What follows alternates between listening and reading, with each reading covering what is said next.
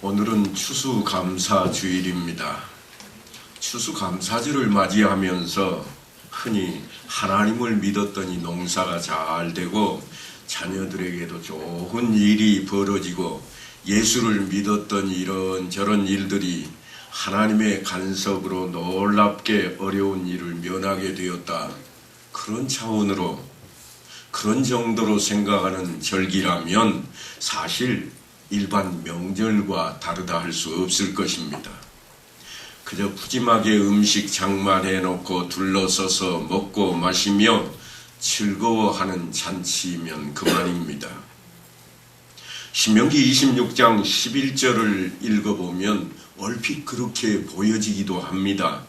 내 하나님 여호와께서 너와 내 집에 주신 모든 복으로 말미암아 너는 레위인과 너희 가운데 거류하는 객과 함께 즐거워할지니라 그랬거든요. 그런데 사실 이 말씀은 뭘 근거로 하고 있는가 하면 저 앞쪽에 3절로 올라가 보면 이렇게 기록해 놓았습니다. 여호와께서 우리에게 주시겠다고 우리 조상들에게 맹세하게 하신 땅에 이르렀나이다. 그러니까 저들이 지금 하나님 앞에 장막절로 지키고 있는 것은 그냥 지키는 게 아닙니다. 이 말씀이 사실은 우리에게 추수감사절에 주는 가장 깊은 의미를 담은 뜻이라 말할 수 있을 것입니다.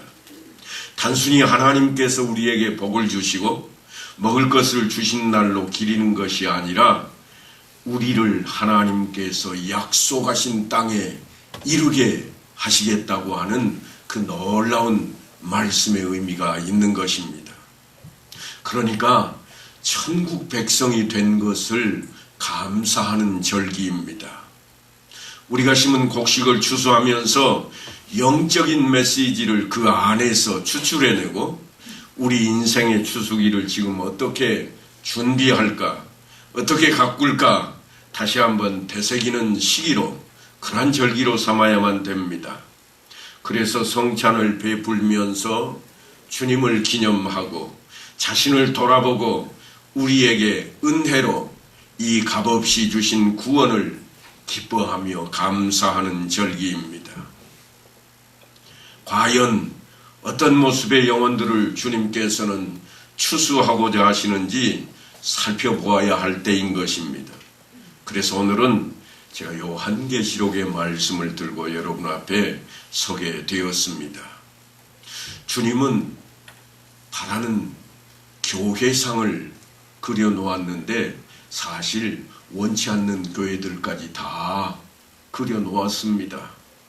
그 이야기가 7교회의 이야기입니다. 그 7교회 가운데에는 주님의 마음에 드는 교회도 있고 주님의 마음에 들지 않는 교회도 있고 바라고 원했지만 성에 차지 않는 그런 교회도 있었습니다. 우리는 올해에도 탐스럽게 익은 알곡들을 거두어 드리고 또 추수감사절을 맞이하면서 하나님께 감사의 예배를 드리고 있습니다만 과연 주님께서 우리 영혼들을 추수하실 때에 어떤 모습의 교회를 어떤 모습의 영혼들을 추수하기를 원하시는가 하는 말씀으로 오늘 말씀을 교훈 삼아야만 할 것입니다.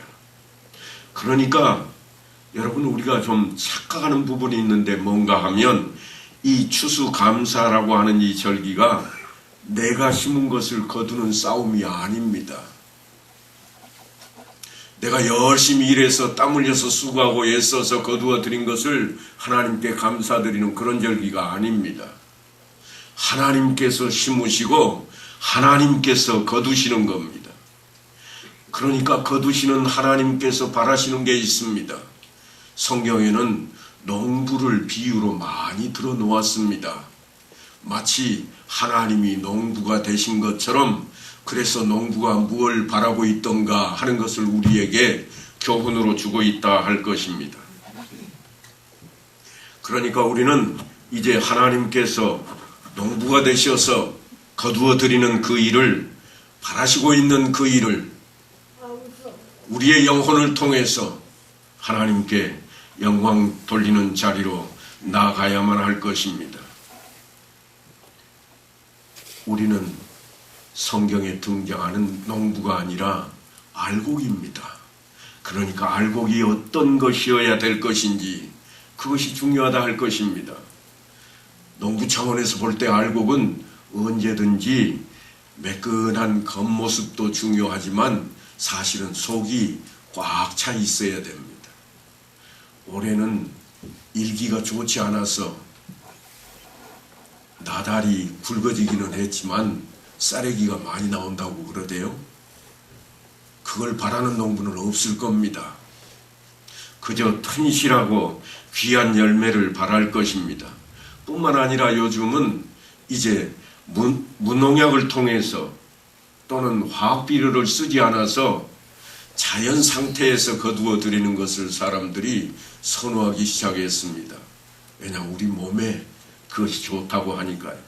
그저 예전에는 많이 거두기만 하면 된다 그래서 열심히 많이 나오게 하려고 애를 썼습니다만 요즘은 농약 잔류물이 없는 그러한 알곡을 얻기를 바라고 있습니다.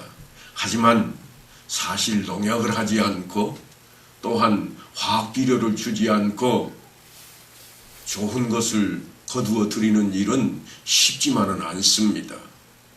오늘 본문은 그런 차원의 이야기입니다. 주님께서 예로 들고 있는 7 교회가 모두 다 하나님께 예배를 드리고 복음을 증거하는 그런 교회들입니다.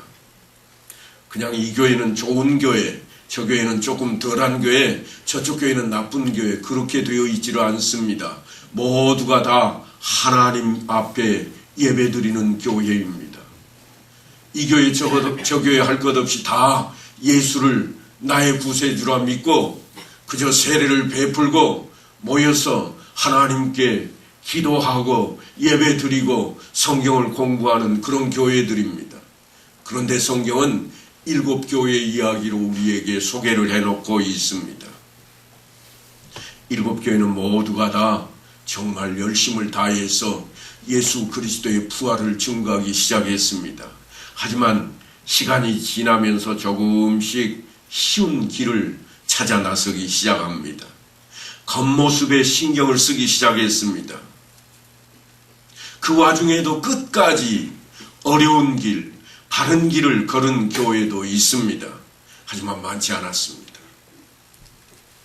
필라델피아 교회와 서머나 교회는 얼마나 고생을 했는지 성경이 고스란히 그 이야기를 담아 놓았습니다. 그리고 예수님께서 바라는 교회로 그렇게 우리 앞에 소개되고 있는 것입니다. 내가 네 환난과 궁핍을 아노라. 주님께서 그러십니다. 그들에게 환난이 없고 궁핍이 없고 정말 놀라운 모습으로 내놓을 만한 것들이 많아서 그들이 주님 앞에 칭찬을 듣는 게 아닙니다. 그들은 내놓을 만한 게 없었습니다. 지질이 못나 보였고 없어 보였습니다. 그런데 주님께서 하시는 말씀이 내가 네게 환난과 궁핍이 있었던 것을 아노라. 그리고 주님께서 하시는 말씀이 뭔가 하면 실상은 네가 부요한 자니라. 구약 시절로 돌아가 이야기하자면 하나님께서 다윗을 통해 말씀을 하실 때 내 마음에 합한 자라 하신 것과 방불하는 이야기입니다. 그러니까 우리가 꼭 기억해야만 할 것이 있습니다. 성경적으로 무엇이 부요한 것인가? 무엇이 풍성한 것인가? 어느 것이 정말 알곡다운 것인가? 주님께서는 네가 죽도록 충성하라. 그리하면 내가 생명의 멸류관을 네게 주리라 그러십니다. 그러니까 부요함과 가난함의 그 근거가 무엇인가 하면 충성이 있느냐 없느냐였습니다. 내놓을 만한 것이 있느냐 없느냐로 따지지 않으시고 네가 충성을 했느냐 그렇지 않느냐, 이게 성경은 부요한 자요 또한 그렇지 않은 자로 구분을 해놓고 있다고 하는 것입니다. 누가 돈을 쥐고 있느냐, 누가 명예를 가지고 있느냐? 얼마나 더 많은 것을, 내놓을 만한 것을 가지고 있더냐? 그걸로 구분하지 아니하고 얼마만큼 말씀에 충성했는가로 따지고 있습니다. 그러니까 예수를 믿는 우리는 언제나 걷게 하신, 다시 말해서 나를 새롭게 태어나게 하신, 이런 나를 있게 하신 그 하나님 앞에 하나님의 종으로 존재하는 겁니다. 종의 자리에 얼마나 충실했는가? 지금 그것을 성경은 우리에게 묻고 있습니다. 그래서 충성입니다. 우리는 지난 1년을 돌아보며 이 추수감사주의를 통해서 이렇게 물어야 되겠습니다. 나는 충성을 했던가? 다시 말해서 하나님께서 내게 맡기신 일, 하나님께서 나로 하여금 하기를 원하셨던 일을 내가 과연 해냈는가?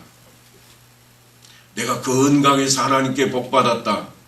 내가 올해는 사업이 잘 되고 번창해서 복을 받았다. 그런 차원의 이야기가 결코 아닙니다. 하나님 앞에서는 그저 하나님 앞에 말씀대로 충성을 어떻게 했는가, 얼마나 했는가 하는 이야기입니다. 하나님을 믿었더니 내 사업을 축복해 주셨다. 예수를 믿었더니 나를 건강하게 지켜주셨다. 그런 차원의 이야기가 결코 아니라고 하는 겁니다. 말씀대로 어떻게 살아냈는가, 말씀 앞에 바른 모습을 얼마나 보였는가, 바로 그런 이야기입니다. 물론 우리가 잘 살게 된 것, 건강하게 된 것이 잘못되었다는 이야기가 아닙니다. 우선순위에 대한 이야기를 하고 있습니다. 하나님께서는 우리를 통해서 하시려고 하는 일이 좋은 옷 입고 좋은 음식 먹을 것을 바라는 차원의 일이 결코 아닌 겁니다. 7교회 가운데 마지막으로 등장하는 라오디아 교회가 있는데요. 이 라오디아 교회는 얼마나 부자로 사는 교회인지 모릅니다. 헌금도 많이 했습니다. 가난한 사람들을 많이 도왔습니다. 그런데 그들이 외칠 때 나는 부자라, 부요하며 부족한 것이 없도다 했지만 주님께서 그들을 향해 말씀하시는 것은 무엇인가 하면 너희는 가난한 자들이다, 너희는 벌거벗고 있다, 그렇게 표현할 정도입니다. 주님께서 지적하며 꾸짖고 있는 것이 무엇인가? 그들이 과연 말씀 앞에 충성했는가 하는 것입니다. 자랑거리는 많고 가진 것은 많았지만 주인 앞에는 내놓을 게 없었습니다. 자기들 이름은 세상에 내놓을 만했고 떵떵거리고 살았지만 세상 보기에는 아주 멋져 보였지만 그 주인 앞에, 주님 앞에는 쓸만한 것이 없었다는 이야기입니다. 예수를 믿는다고 하는 것이 우리의 욕심을 챙겨주는 일로 그렇게 바뀌어서는 결코 안 될 것을 성경은 우리에게 교훈하고 있습니다. 가을을 맞이하면서 추수하기 위해서 우리는 봄부터 씨를 뿌리고 풀을 메고 또한 열심히 땀 흘리는 농부들이 있습니다. 그들은 한 해를 지내면서 하루도 사실은 편할 날이 없었을 겁니다. 날마다 머릿속에는 날씨가 왔다 갔다 하고 언제 되면 비가 오려나, 아니 이 비는 좀 그만 그쳤으면 좋겠는데, 바람은 제발 불지 마라, 여러 가지 걱정들로 날마다를 보냅니다. 뿐만이 아닙니다. 그저 비료값이 얼마나 오를까, 농약값은 얼마나 올라가 버릴까, 농부들 사람이 부족한데 일꾼 부리는데 돈은 앞으로 얼마나 들어갈까, 그 생각에 몰두합니다.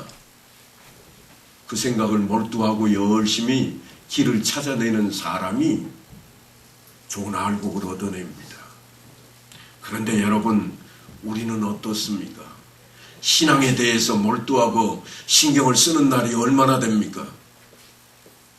농사 짓는 일에는 농부가 하루도 빼지 않고 날마다 따지고 계산해보고 생각해내는 그러한 날들의 시간인데, 우리는 과연 예수를 믿는다고 하면서, 예수 안에 살아간다고 하면서 우리가 그 길에 대해서는 얼마나 몰두해 왔습니까?